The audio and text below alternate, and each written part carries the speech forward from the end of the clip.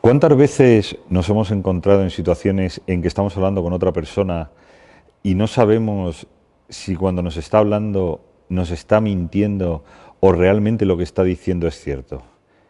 Y muchas otras veces nos encontramos del otro lado y somos nosotros los que estamos ocultando información, que también es mentir, y no sabemos si la persona es capaz de detectarnos o no.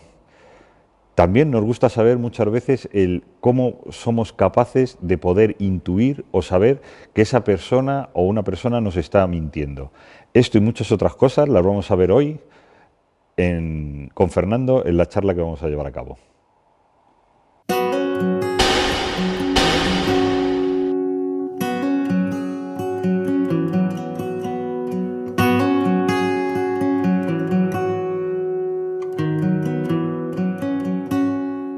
Fernando, ¿Qué tal? ¿Cómo estás? bien, bien.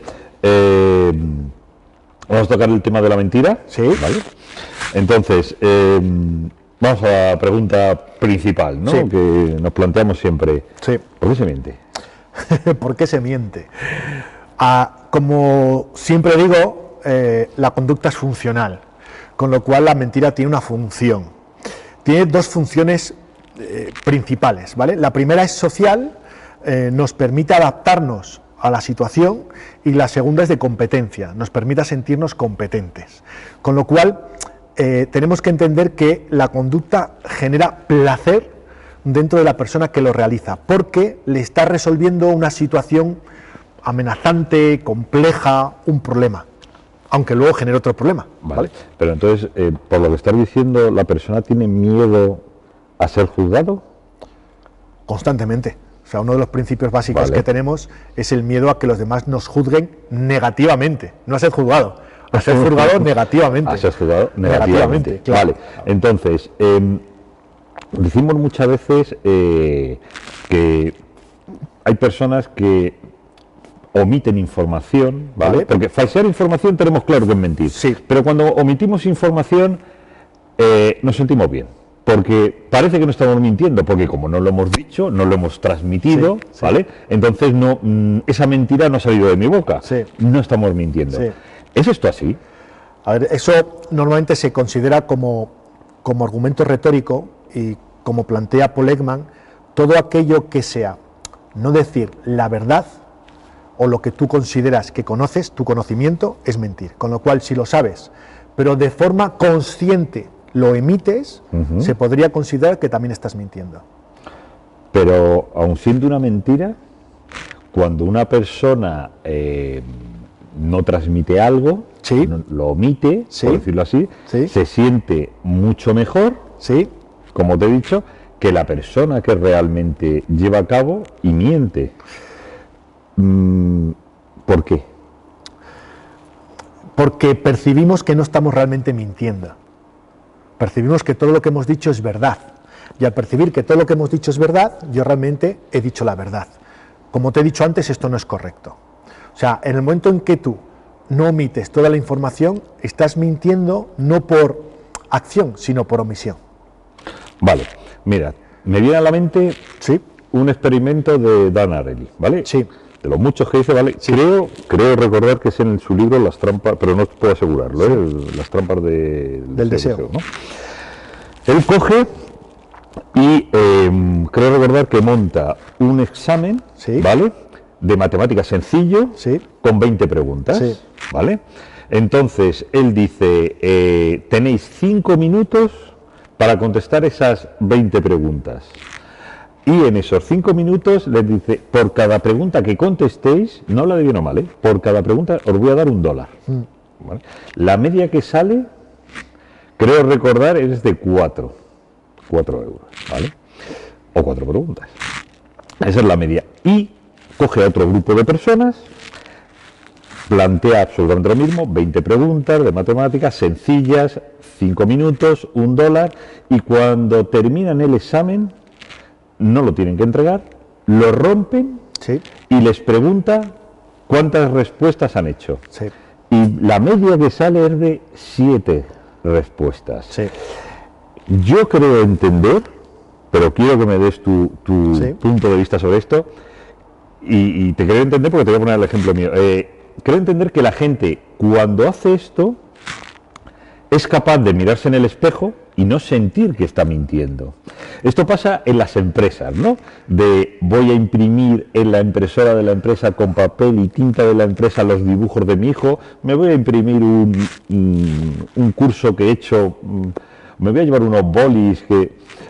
La gente es capaz de mirarse al espejo y no sentirse mal, y sentir que no está robando. ¿Por qué se produce esto? A ver, todo el mundo, dentro de cómo se ve mejor de lo que realmente es. Bandura estudió esto y lo llamó autoeficacia. Creemos que somos mejores de lo que somos. De hecho, Bandura hizo un estudio social sobre cómo se percibía a las personas y hay una desviación hacia lo positivo. Nos vemos mejor de los que somos. Si fuese verdad, la curva tendría que estar lo más alta posible, el 50%, ¿no? ¿Dónde te colocas? Bueno, pues la curva se fue al 80%. Vale. O sea, todos nos consideramos mejores. Entonces, es un principio que, como dices, Arely cuando estudió se dio cuenta de que existía. Con lo cual percibió que no somos honestos al 100%. Arely planteó que la honestidad como tal no existe, se percibe. Con lo cual hacemos determinadas cosas que los demás están como aceptadas socialmente. De hecho, en los estudios de Arely, ese estudio que tú planteas, luego se fue a la universidad y lo hizo con estudiantes y descubrió que cuando se tocaba dinero, las personas sí percibían que eso estaba mal hecho. Pero cuando no había dinero por el medio, no se percibía eso. ¿Por qué te cuento esto? Porque esto está relacionado con la mentira. Es un patrón moral. Está relacionado con cómo a nosotros se nos educa y nos desarrolla la moral, los principios y los valores. Entonces, hay determinadas cosas que entendemos y comprendemos porque las hemos normalizado durante la vida, y hay otras que no. Vale, pero mira, ya que tocas la moral, creo que Arely le da un giro a esto, ¿sí? ¿Vale? Es que es curioso, y le mete lo mismo, pero les tenían que decir los 10 mandamientos antes. Sí. Entonces empiezan con los 10 mandamientos, sí, que él dice además que nadie se los sabía todos, pero bueno, ese no es el hecho es que, y cuando se les plantea esto, ninguno miente, porque antes han dicho los 10 mandamientos, y creo que hay otro experimento, ya no creo que sea de él, pero me suena haberlo oído, otro experimento que era dentro de una misma facultad, entre los edificios de la facultad, creo que a unos pusieron, vamos a ver, entre los edificios de la facultad pusieron a una persona pidiendo limosna. Entonces, la clase fue una clase normal, ¿vale? Salieron y nadie daba limosna. Y luego hicieron otra clase en la cual empezaron a trocar el tema del hambre, la penuria, ¿vale? Y cuando salían esos estudiantes y veían a esa persona pidiendo dinero, les dejaban una limosna. Que es parecido a lo que te estoy contando, lo otro. ¿Por qué estamos influidos por lo que realmente en ese momento nos han transmitido a la hora de actuar? ¿No actuamos realmente libres? Para eso hay que entender un poquito cómo funciona el cerebro. Gebs desarrolla los principios básicos del funcionamiento del cerebro, que luego los ordenadores se han montado así, que son las redes funcionales, la asociación de asociaciones. ¿Esto qué quiere decir? Pues que si tú vas en el coche, pones la radio y escuchas una canción, y hace 20 años que no escuchas esa canción, sí, pero esa canción la escuchabas en un determinado bar, sí, con una determinada persona, solo por el hecho de escuchar la canción, recuerdas el bar, recuerdas la persona y recuerdas cómo lo pasabas con la persona. Ajá. O sea, se activa la emoción de la red neuronal. ¿Qué quiere decir esto? Que tú tienes conjuntos de información en el cerebro, cuando se activa un punto se activan todos, esto es el principio de ignición, y una vez que se activan se mantienen activados durante un tiempo, principio de reverberación. Pero en cada unidad de esas hay una emoción. Cuando yo a ti te toco los parámetros que activan la emoción relacionada con un determinado parámetro y luego te pongo delante algo, por el principio de reverberación, tú vas a actuar de esa forma. Es un principio básico de manipulación, de cómo se trabaja y se influencia en las personas. O sea, lo importante no es la información que tú tienes en la cabeza. Lo importante es la información que tú tienes en la cabeza, que tienes activada en un determinado momento. Y el cerebro tiene un problema. De toda la información que tiene en la cabeza, en cada momento de tu vida, ¿cuánta crees tú que puedes tener activada? Bueno, realmente, pues tener activada a la vez, Sí, pues un a la 2%, vez, a la vez. ¿no? No, 100%, no, el 2%. 2%. Esto lo desarrolló Kahneman y es por un principio básico, es la energía que se gasta por mantenerla activada. Entonces el cerebro funciona básicamente como una central eléctrica. Para que no salten los plomos, para que no salten los fusibles, lo que hace es, aquello que entiende que es importante ahora es lo que mantiene activado. Y lo que no es importante lo desactiva para no gastar. Con lo cual, ¿qué sé yo que es importante ahora? Lo que percibo del ambiente. Lo que percibo yo o lo que alguien me ha inducido a percibir. Vale, o sea, tú puedes tener el 100% del cerebro funcionando, pero activado el 2%. Perfecto. Claro, no, tú funcionas con el 100% de tu cerebro, pero de forma simultánea el 2%, ¿de acuerdo? Porque petaríamos, ¿vale? O sea, piensa que el cerebro, sin pensar, gasta 0,2 calorías. Pensando, gasta 1,7. O sea, esto parece una tontería, pero es que esto hay que mantenerlo 24 horas. Entonces nos iríamos a miles de calorías y el cerebro no puede. Perfecto. Respecto a la mentira, ¿podríamos dividir la mentira en externa e interna? Y las internas.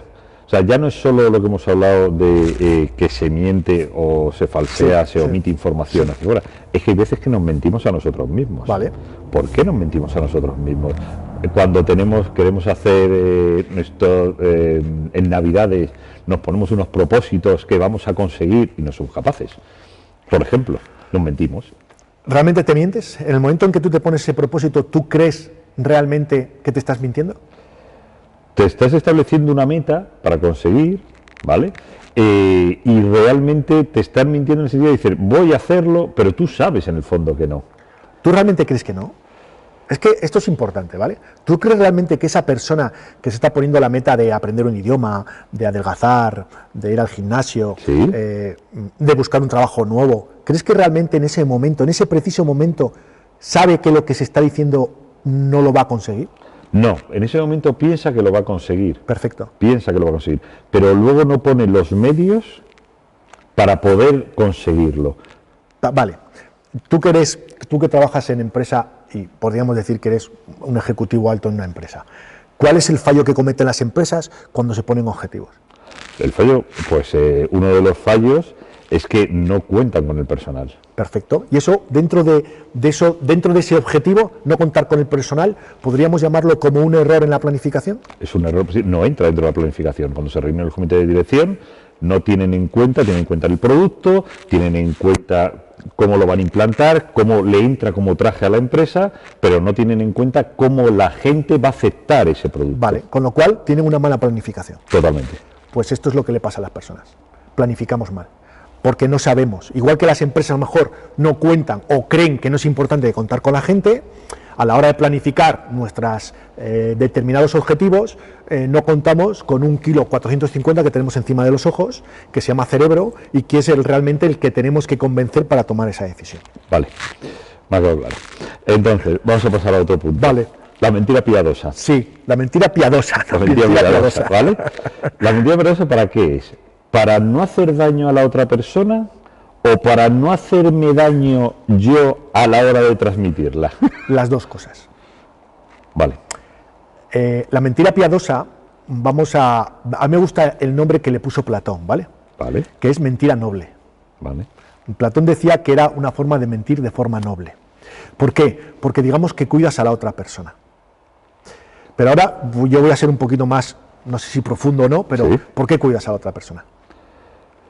Pues no sé, esa es la pregunta. No sé si es porque tú tienes miedo de enfrentarte Perfecto. con esa persona, a esa situación, Vale. o realmente lo estás haciendo para, como has dicho tú, algo noble y no hacerle como pensando, mira, él ya lo sabe, ¿para qué voy a hacer más hincapié en el tema y le voy a hacer daño?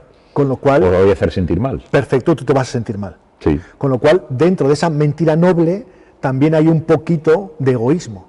Sí, claro. En decir, si yo miento, me voy a sentir peor que si no miento. Exacto.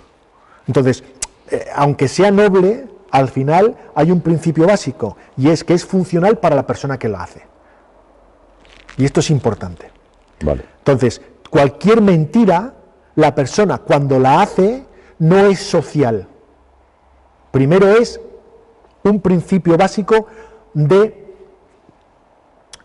digamos, adaptación al medio y competencia, lo he dicho antes, a la hora de hacerlo. O sea, que no es porque no soporte verte sufrir al decirte la verdad. A ver, no es que no lo soporte, es que no quiero verte porque como tú para mí eres importante, a mí me va a generar pena, me va a generar displacer. Ese displacer hace que no quiera hacerlo. Pero ese displacer, porque si no podría ser honesto contigo, ¿no? Y podría decirte al 100% lo que opino, lo que pienso, de lo que realmente pasa o estoy viendo, ¿no? Vale, pero cuando es una... Vamos a pasar a la mentira piadosa, se va a pasar a la falsedad recubierta de legalidad, ¿vale? Vamos a darle un giro todavía mayor, ¿no? Imagínate un sacerdote que por sus votos no puede transmitir una información, miente, un asesinato, algo, o un médico que establece una mentira piadosa ante su paciente, diciéndoselo a otro familiar, evidentemente, ¿vale? Por una falsedad recubierta de legalidad. Eso, ¿vale? Realmente te permite tener la conciencia tranquila, porque está, porque como está recubierta de legalidad. A ver, la conciencia tranquila. Al final, cada uno de nosotros, lo he dicho antes, la mentira tiene mucho que ver con la moral. La moral, si nos vamos a la moral son la forma que tú tienes de las reglas que tú entiendes con las que se tiene que regir el mundo para tú sentirte bien dentro del mundo.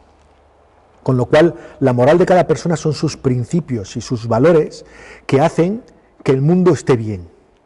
Yo a esto lo llamo poder dormir por las noches. Vale. Entonces, las personas normalmente, cuando hacemos este tipo de acciones, lo que estamos buscando es poder dormir por la noche. Yo no estoy diciendo que esté bien o que esté mal. Estoy diciendo que en base a mi forma de entender el mundo, de los principios y de los valores que yo tengo, eso me va a permitir dormir por la noche. Vale.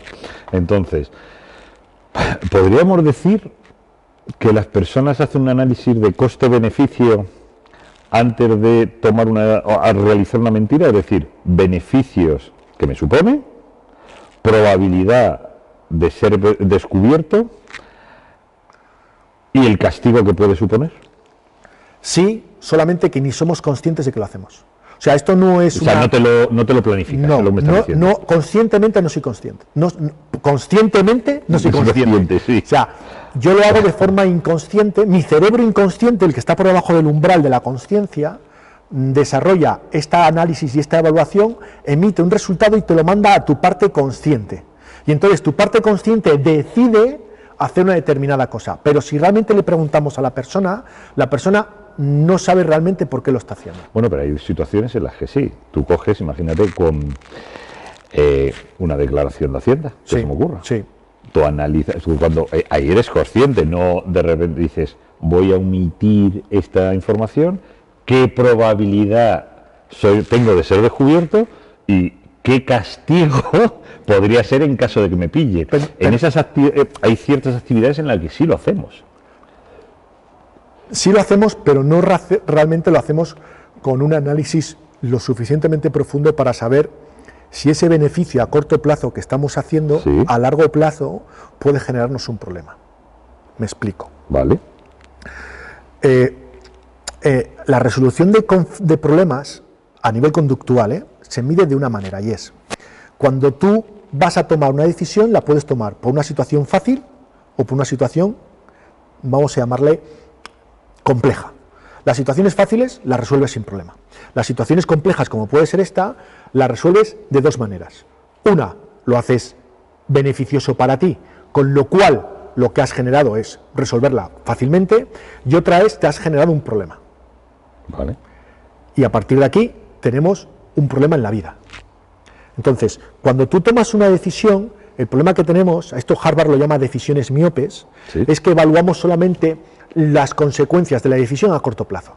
Entonces, a corto plazo mentir me genera un beneficio. En caso de Hacienda es que no voy a pagar unos impuestos. La pregunta es si has evaluado las posibilidades que existen y las consecuencias que existen a largo plazo de si esa mentira sale a la luz, qué consecuencias va a tener. Y has evaluado a largo plazo esas posibles consecuencias. Y a lo mejor los beneficios ya no son tan interesantes. Y esto la gente no lo hace, porque el cerebro funciona a corto plazo. Es cortoplacista. Muy cortoplacista. Vale. Entonces, pongamos que... No, pongamos. Me voy a plantear una pregunta. Mejor. Vale. Voy a plantearte, ¿por qué, o yo pienso, ¿no? ¿Por qué yo pienso que mentimos más que decimos la verdad? ¿Y por qué? Y te voy a poner ejemplos. Imagínate cualquier deporte. Sí. Existen los árbitros. Sí. Porque se miente. Sí. Te tiras a la piscina en el fútbol, Sí. los jugadores de golf, que en teoría es uno de los deportes más... Sí. tienen incluso porque mueven la pelota a la hora de... o la bola la mueven a la hora de golpearla. Es decir, se miente. También es verdad por lo que hemos hablado antes, ¿no? Esa mentira que se considera que no es demasiado mentira, no es dañina, y entonces ellos se consideran que no están haciendo nada malo, ¿no? Pero ¿por qué se miente más que se dice la verdad? O no, a lo mejor estoy confundido, se dice más la verdad que se miente. No es que se mienta más que se diga la verdad. Esto es un principio que se llama el sesgo del superviviente. Solo ves aquello que está por encima de cierta capa, de cierto umbral. Entonces, cuando hablamos de la mentira, pues vemos más mentiras que verdades, puesto que las verdades no se ven. Entonces, como se ven las mentiras, pensamos que existen más mentiras. No es que haya más, digamos, más mentiras que verdades, es que se ven más y entonces son más percibidas. En el deporte, me da igual, en la empresa, en cualquier parámetro, al final la gente no miente por un parámetro fijo, miente por un aprendizaje.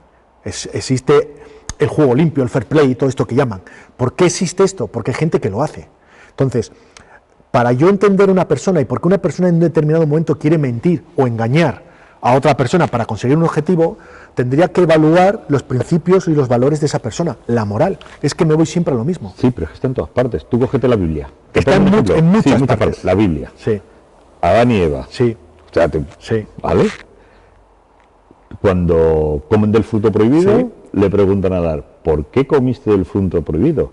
Y Adán tira para otro lado. La mujer que tú me diste me dio de probar. Es decir, él se quita el marrón de encima. Él dice, el problema no es mío. Tú me pusiste una mujer y mira lo que me ha hecho hacer. Hay tres necesidades psicológicas orgánicas. Psicológicas orgánicas significa la relación que yo tengo con el ambiente, que son fundamentales para entender a las personas. Y una de ellas es la competencia.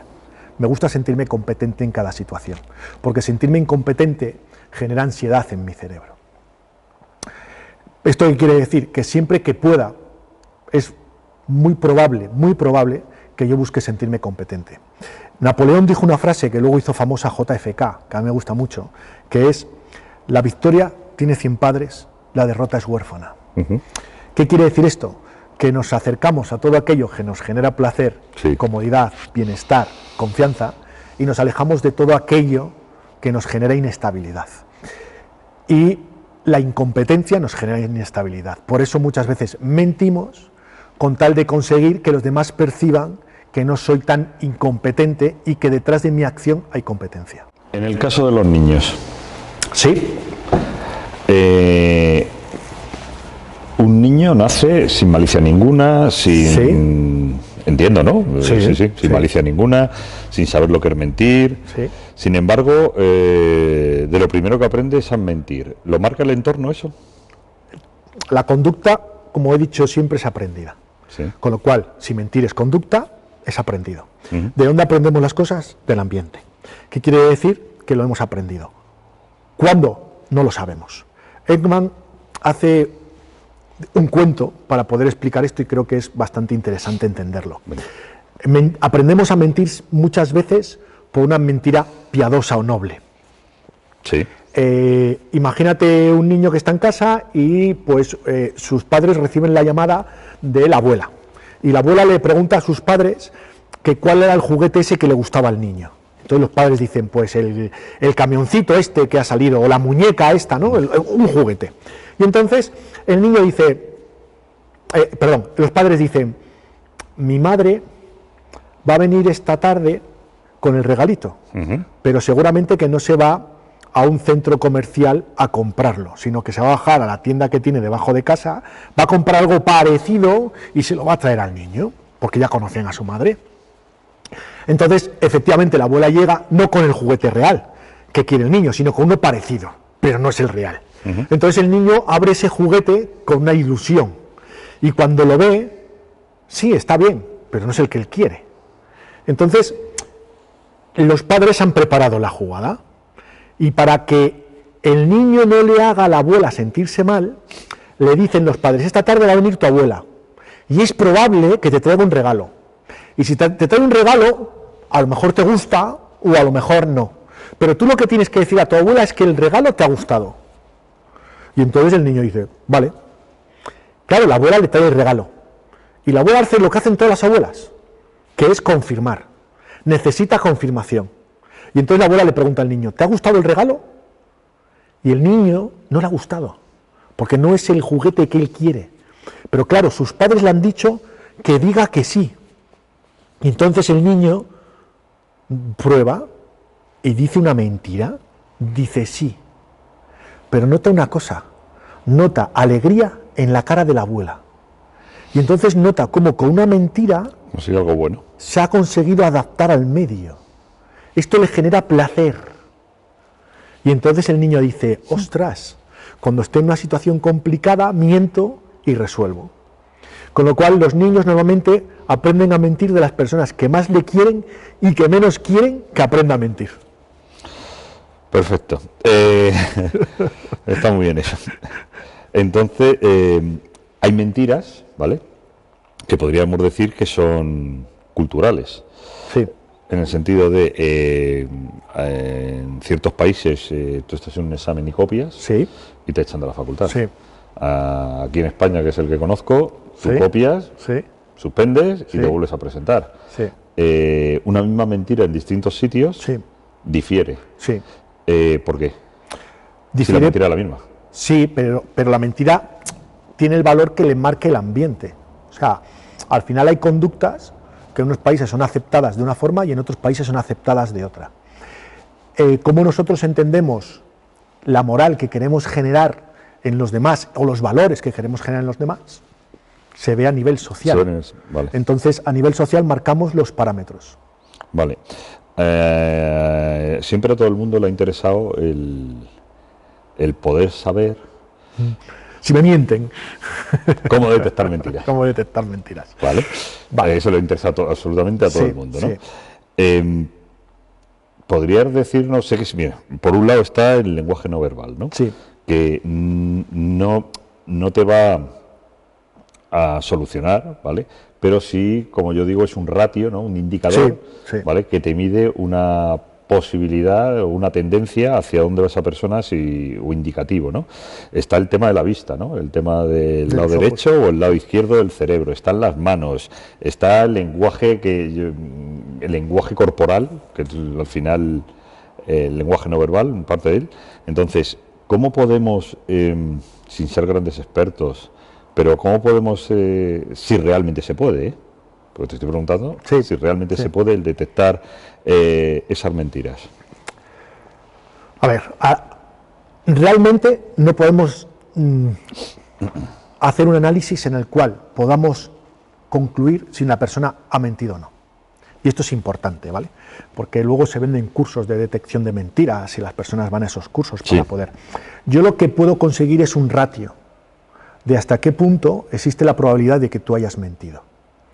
Paul Ekman, que podríamos decir que es uno de los mayores expertos del mundo en detección de mentiras, por el estudio que hizo, ¿no?, el famoso experimento Diógenes, plantea una cosa, y es: cuanto más ítems tengas, más probabilidades tienes de saber que la persona está mintiendo. Con lo cual, yo puedo tener una probabilidad muy grande de que hay algo que pasa, que no es verdad, o que podríamos entender que la persona quiere camuflar parte de la verdad. Pero no sé al 100% si eso va a ser mentira o no. De hecho, Paul Ekman habla del 80%. Vale. Como máximo. Que está muy bien, ¿no? Sí, está muy bien. Un 80% está muy bien. Ahora, ¿cuál es el segundo problema que tenemos? La cantidad de bulos o la cantidad de información que se mueven por redes sociales, por internet, por San Google, que nosotros compramos y engullimos pensando que es correcta. Has dicho una, por ejemplo, que es la de los ojos. La de los ojos, esta sale de la PNL, de la programación neurolingüística, de Richard Bandler, ¿no?, y de Grindler.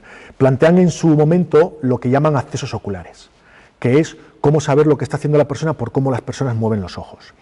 En la Universidad de la Sorbona en París, años después, a finales de los 90, un estudio que hizo un psicólogo y un neurólogo demostraron que esto no es así. O sea, los movimientos de los ojos tienen que ver con el aprendizaje de cómo aprendemos a escribir. ¿Qué quiere decir? Que dependiendo de cómo escribas, Sí. tú generas parámetros. O sea, si yo escribo de izquierda a derecha, Sí, en la izquierda estará el pasado y en la derecha estará el futuro. sí. ¿Qué quiere decir? Que cuando yo hablo y quiero buscar pasado en mi información, es muy probable que me vaya a la izquierda con los ojos o me vaya a la derecha. Pero no todo el mundo escribe igual y ha aprendido a escribir igual. Entonces es importante que entendamos que no porque una persona mira a la izquierda o mira a la derecha, está mintiéndonos o no, ¿vale? Es más complejo que eso. El segundo que tú has dicho es con el lenguaje verbal y el no verbal. Sí. El lenguaje verbal y el no verbal se va normalmente a la detección de mentiras en el lenguaje no verbal porque es menos controlado por mí. Me explico. Yo cuando miento, miento de forma consciente, o sea, yo sé que estoy mintiendo. Mi lenguaje verbal yo lo emito conscientemente. Mi lenguaje no verbal se emite inconscientemente, mucho de mi lenguaje no verbal, con lo cual es más difícil que yo lo controle. Entonces, como yo sé que controlo el lenguaje verbal, me voy al lenguaje no verbal. A ver, te pongo un ejemplo. Como tú sabes, yo tengo la formación de forense en psicología y para cuando se hace, no me gusta la palabra interrogatorio, ¿vale? Pero cuando se habla con un niño y se le tiene que sacar información, tú tienes que saber hasta qué punto la información que te está dando es cierta o te está mintiendo. Y entonces se trabaja por una cosa que se llama carga de tarea. ¿Qué es la carga de tarea? La carga de tarea es la capacidad que tú tienes de gestionar de forma consciente una situación. Si yo la reviento, tú no es que dejes de hacerlo, pasas a hacerlo inconscientemente. Con lo cual, si yo te genero carga de tarea, puedo conseguir saber hasta qué punto tú, lo que está pasando, algo hay que no quieres decir, ¿vale? Entonces, se le pide a los niños que se pongan a pintar. Te tiras con ellos al suelo y nos ponemos a pintar. De manera que tienen que pintar y no salirse de unas determinadas figuras. Y tú vas haciéndoles preguntas. Cuando ellos responden a las figuras, el bolígrafo, el lápiz o el color no se levanta de la pintura. ¿Por qué? Porque está trabajando con circuitos diferentes del cerebro. Pero, mientras que él está pintando y no puede salirse de las figuras, si quiere mentir, no puede hacerlo por carga de tarea, porque utilizaría el mismo circuito neuronal. Con lo cual, cuando el niño, la niña, en un determinado momento levanta el lápiz para contestar, se marca un ítem. O sea, esta pregunta tiene algo. Esto se le llama calibración. Entonces, es importante que la gente entienda que para poder evaluar o analizar mentiras, lo primero que tengo que hacer es aprender a calibrar conductas. O sea, tendría que conocer conductas, qué conductas son las que de forma genérica hacemos o de forma individual hacemos. Hay personas que hacen conductas de forma individual y esas conductas me ayudan a entender que aquí está pasando algo porque la está repitiendo o no la está haciendo cuando normalmente la hace, y por esa calibración y discriminación conseguiría evaluar hasta qué puntos se puede mentir o no. Es más complejo de lo que la gente habla de no, porque si dice esto, porque si se toca la oreja, si se rasca la nariz, que es un estudio de la Universidad de Granada, ¿no?, que se llama Nariz de Pinocho, que es cierto, cuando decimos algo, no mentira, sino algo que no nos gusta o que nos huele mal, nuestra mano va a la nariz, ¿vale?, por la activación de la serotonina en los nervios de la nariz. Pero esto no quiere decir que realmente estemos mintiendo, ¿vale? Vale. Es muy interesante lo que acabas de contar y has comentado varias cosas. A ver si me puedes... Sí. Me has hablado y me gustaría saber cuál es el experimento Diógenes. ¿Vale? Y por otro lado, me surge, de todos los que han comentado, me surge una pregunta. Has dicho también que el lenguaje no verbal, sí, ¿vale?, no se puede controlar. Parte del lenguaje no verbal, Vale. parte. ¿Se podría controlar el lenguaje no verbal? ¿Existiría alguna forma de poder controlar? ¿Un psicópata puede controlar un...? A ver, sí se los puede... que se saltan la máquina de la verdad, aquella gente que les preparan incluso, hay gente que les prepara, es porque les enseñan a controlar, entiendo, todo lo que es lenguaje no verbal, pero ya no lenguaje, sino internamente. Y eso existe. Paul Ekman le demostró a la NSA, ¿sí?, a la Agencia Nacional de Seguridad Americana, que el polígrafo no servía. Vale. ¿Vale? Lo demostró de la siguiente manera. Le pidió que trajesen 2 agentes que estaban preparados para saltarse el polígrafo. Sí. Y cuando los agentes estaban preparados, Paul Ekman llevaba con él a una ayudante, Sí. a una chica atractiva físicamente, le pidió a la chica que se quitase la ropa y que entrase a interrogarles desnuda. Vale. Y el polígrafo petó. Claro. ¿Vale? Entonces, Paul Carga Ekman, de tarea. Carga de tarea. Entonces, ¿por qué cuento esto?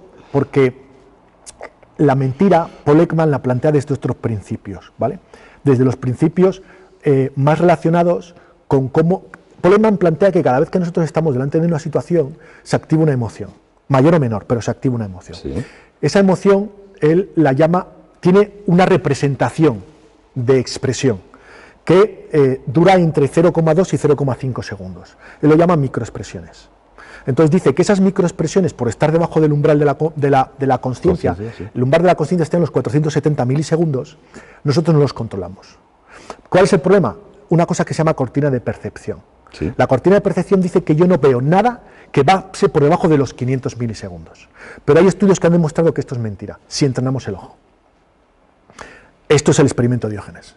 El experimento Diógenes, Sí. Paul Ekman entrenó a 5 alumnos suyos de la universidad para que captasen movimientos faciales en las personas por debajo de 0,5 segundos.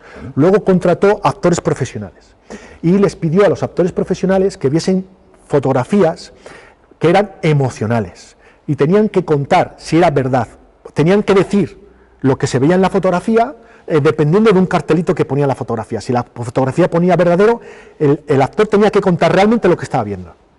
Y si era falso, tenía que contar algo diferente a lo que estaba viendo. Y el alumno de Paul Ekman tenía que decir si era verdad o mentira lo que estaba contando en relación con la fotografía. Los alumnos de Paul Ekman llegaron a más del 85% de aciertos. Con lo cual Paul Ekman demostró una cosa que no entendía, porque Paul Ekman no estaba estudiando esto, ¿vale? Paul Ekman estaba estudiando las expresiones, Vale. por un problema que tuvo con una paciente que se quiso suicidar. Es otra historia, no vamos Vale. a entrar en ello. No. Entonces, Paul Ekman se dio cuenta de que no estaba estudiando el lenguaje no verbal, estaba estudiando la mentira. Y a partir de aquí comenzó el reconocimiento facial. Es uno de los padres. De hecho, después de los atentados del 11S, en Estados Unidos comenzaron a ponerse en determinados aeropuertos, que ahora ya prácticamente los hay por todo el mundo, cámaras de reconocimiento facial. Todas estas cámaras están desarrolladas por un protocolo que se llama FACS, que él desarrolló, FACS, ¿vale? que es el sistema de reconocimiento facial que él desarrolló a finales de los años 70. ¿Por qué te cuento esto? Porque se puede entrenar. De hecho, él demostró que se podía entrenar con sus alumnos. ¿Hasta qué punto? Depende de cómo tú controles el ambiente. ¿Hasta qué punto tú controlas la amenaza? Si tú controlas la situación por una cosa que se llama proceso 2, tú controlas prácticamente los movimientos de muchas partes de tu cuerpo. Hay movimientos que no puedes controlar, como por ejemplo el párpado inferior normalmente genera un pequeño latigazo cuando tú tienes una emoción negativa.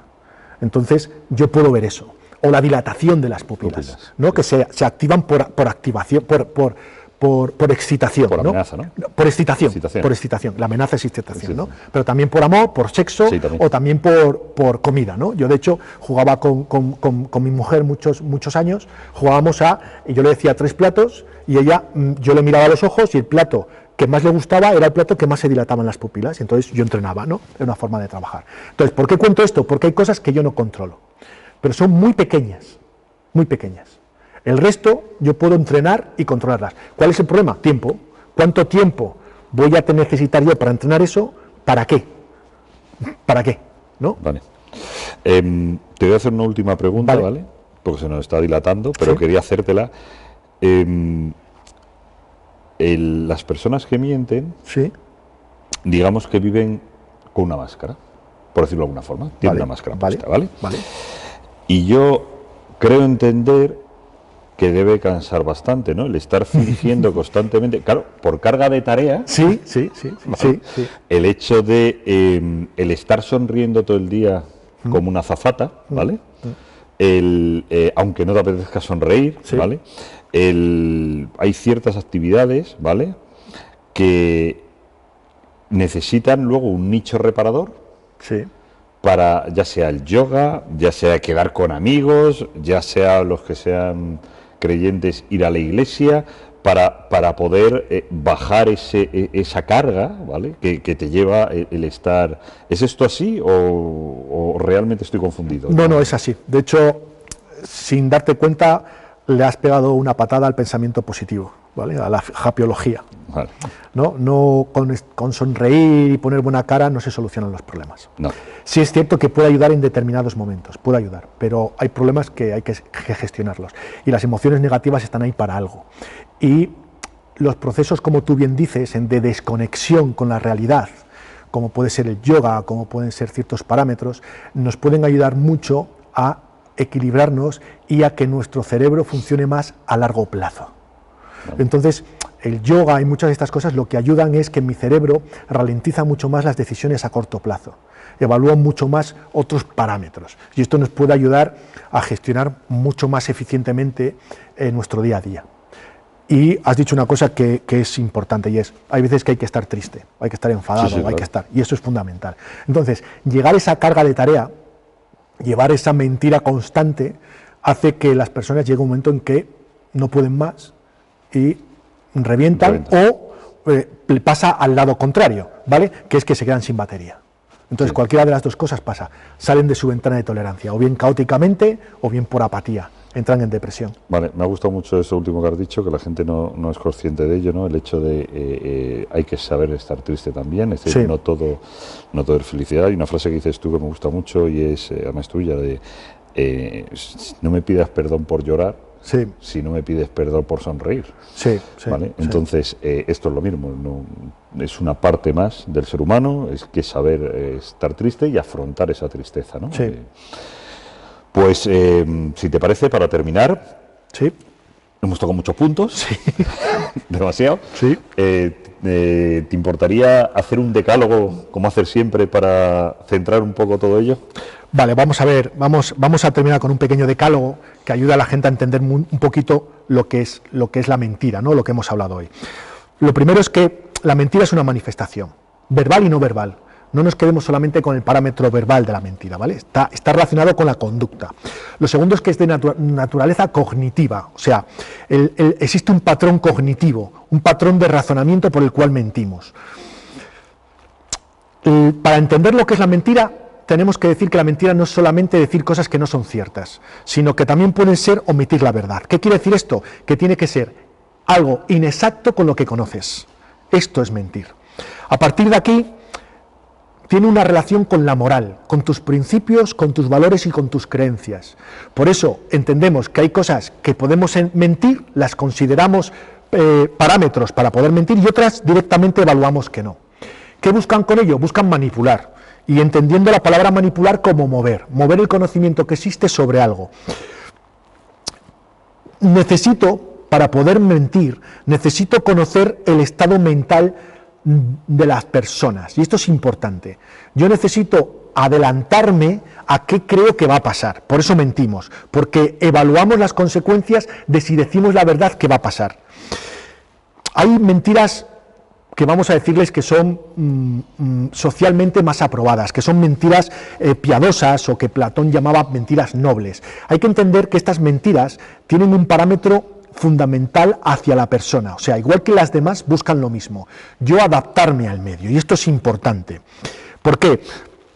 Porque busco constantemente la adaptación al medio y la competencia. Claro, para poder mentir necesito gastar energía en mentir, con lo cual tienen una carga de tarea, y esto es el problema de la persona que miente. Cuanto más miento, más carga de tarea genero, y esto cansa. Por eso a las personas se les puede pillar en este cansancio, ¿no? El problema que tengo es que mentir genera placer. Genera el placer porque percibo que estoy eliminando una situación amenazante o una situación complicada para mí.